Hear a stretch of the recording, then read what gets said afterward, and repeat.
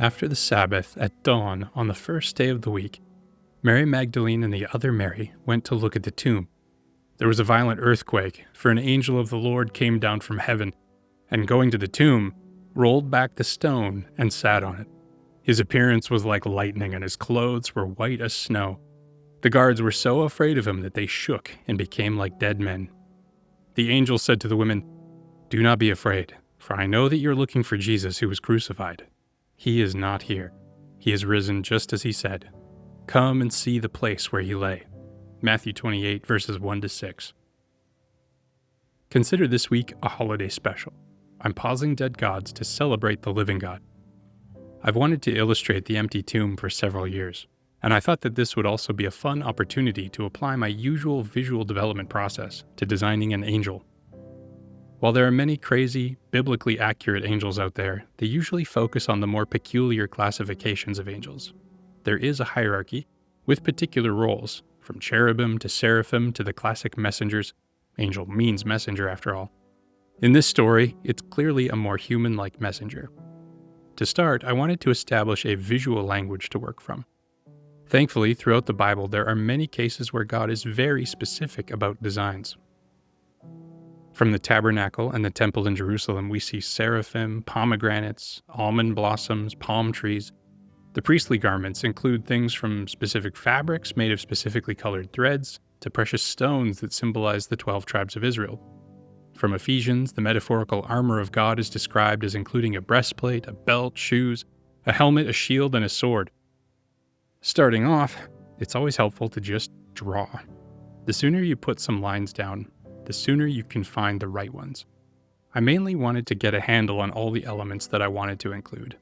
This first pass was just finding a place for the classic armor of God elements without any specific design influences.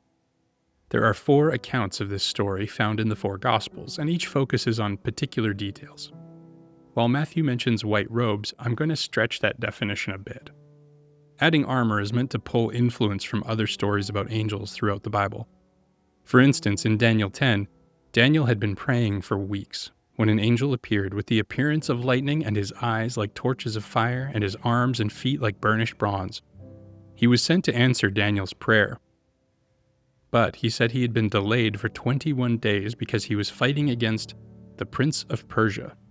This refers to a demonic entity with authority over a particular region. It was only when the Archangel Michael came to join the fight that he was able to continue with his important delivery.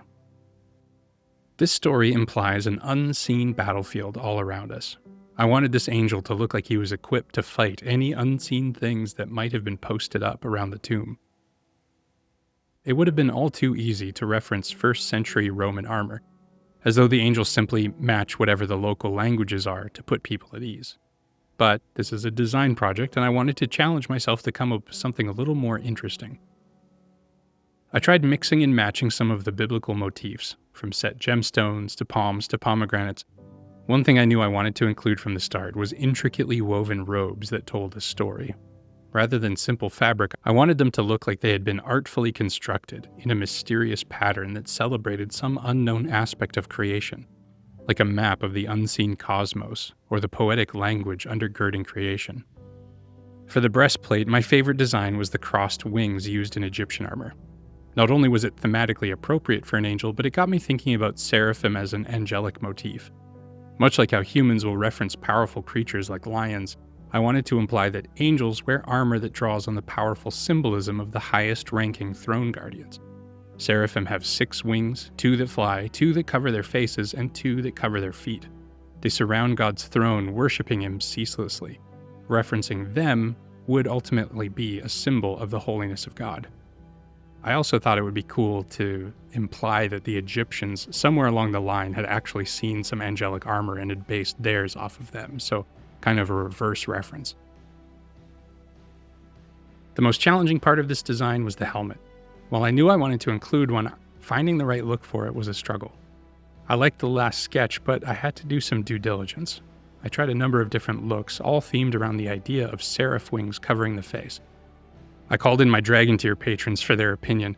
While there were some solid contenders, as so often happens, the original design was the clear winner. a full face mask with set gemstones to reference the many eyes embedded in the wings. With a design I liked, it was time to move on to the actual illustration. I created a 3D model of the tomb, and with that, I was able to start blocking in the figures. I posed the messenger around the line, "He's not here." The two Marys are in awe. For this image, I wanted to follow a more rigorous process, so I spent the time to draw more specific anatomy layers. As I've mentioned before, this helps me to work more confidently as I go. If the skeleton works, then the muscles have a better chance of working. Of course, even with that process in place, I get things wrong. Flipping the canvas helps me to see all the places where my best attempts fall short. This kind of self-critique is especially critical at this stage. If the figures don't work, the whole image will feel off, no matter how much more work I do. Once the figures are corrected, it's on to costume. While I wanted the angel to be wearing a unique, heavenly outfit, I wanted to contrast that with some very traditional 1st century Israel outfits for the women. For the angel, I brought in the sketch and translated it onto the final figure. While I liked the helmet, in this particular context, the angel is telling these women the most important news that creation will have heard at this point. It needed to be a face-to-face moment, so I had him set the helmet on the ground. Once the message is delivered and he's given his next assignment, he can put it back on. For his sword, I was inspired by my previous Tubal-Cain design. It's a representation of the first sword, used to guard the Garden of Eden. It represents a fruitful tree. The blade is made of fire or energy shooting off of it. For the wings, this is something I've been wanting to do for years. On an old, cancelled project, I designed some wings that were based partly on solar flares, partly on lens flares. Our idea of angel wings being like bird wings with feathers are based more on classical paintings. I wanted to design some wings that hint at an entirely different kind of spiritual physics. But how exactly did they work, you might ask? On to the inking stage. While we let this play out, if this is the first video of mine you're seeing, I'm legally obliged to inform you that you have to watch one of my Dead Gods videos. If you never watch another video again, there will be no penalty and you can move on with your life. If you like visual storytelling, I have a finished book available now called Tellurian. It's 331 pages of adventure with like 30 pages of special features. The link is in the description. Finally, if you'd like to support what I'm doing, feel free to join on Patreon. You can even just sign up for free and upgrade later if you like what you see. By the way, if you're already a supporter on Patreon, my page was removed and I had to remake it, so if you'd still like to support me, click the link below and resubscribe there. Okay, enough of that. On to color. I decided to just use the 3D model as the foundation. I like how the lighting worked, so why bother trying to recreate it when it's already created? I just patched a few things over and added a background behind the Marys. The text describes the angel as shining like lightning, so I wanted to make sure he looked like he was bursting with energy. This was really just a visual effects extravaganza, trying to find the right visual languages to communicate a vibrant, heavenly energy. After adding a few highlights, it was on to the final color grading. This time around, I tried some variations, but I really liked where the original colors had landed.